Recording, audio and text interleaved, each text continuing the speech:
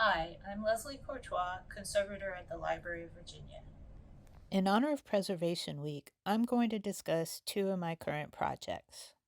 The first project is the Whitlock family photographs. The framed photographs were donated recently by descendants of the Whitlock family to our private papers collection. The frame is really unusual in that it contains multiple images of three family generations, with the eldest in the center, surrounded by their children, and then the grandchildren across the bottom row. It's basically a mini photographic family tree. But the real value is on the back, where there is attached information that's of genealogical interest. There are full names, names of spouses, including maiden names, and in some cases an address or occupation. In the case of William in the bottom left corner, it's noted that he was killed in the Civil War, bachelor, died young. The photographs are ambrotypes, and this is a process that was really only in use for a short time between the early 1850s and 1860s.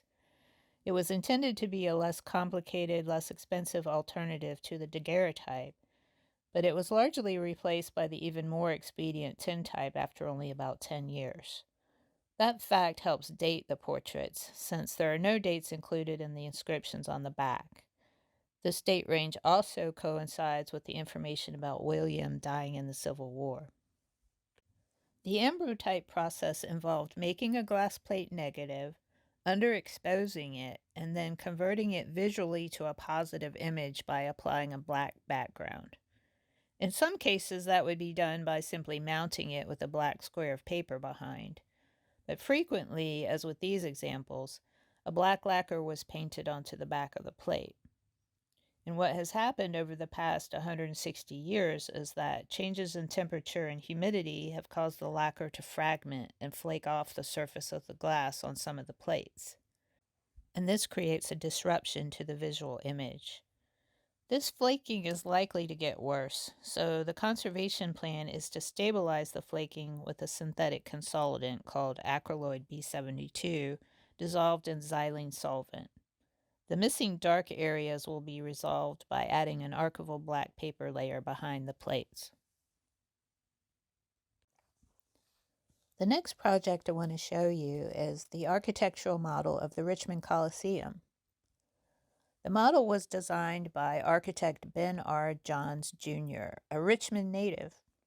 He began working on the project in 1968 for the Philadelphia-based firm Vincent G. Kling and Associates.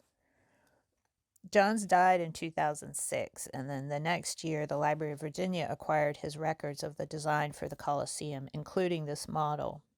Like the building itself, the model is in poor condition as it has accumulated a lot of surface dirt, and several pieces have detached.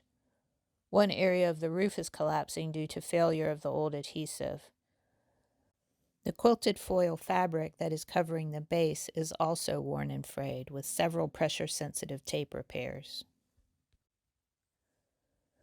So the conservation treatment will include surface cleaning, removing old adhesive residue, and repairing and reattaching loose pieces. In order to perform the removal of the old adhesive, I have done some alternative light source imaging to determine what kind of adhesive was used, so that I know what kind of solvent to use to remove it. After the treatment is completed, the model will finally be fitted with a new vitrine to facilitate proper storage and display and to ensure its long-term preservation.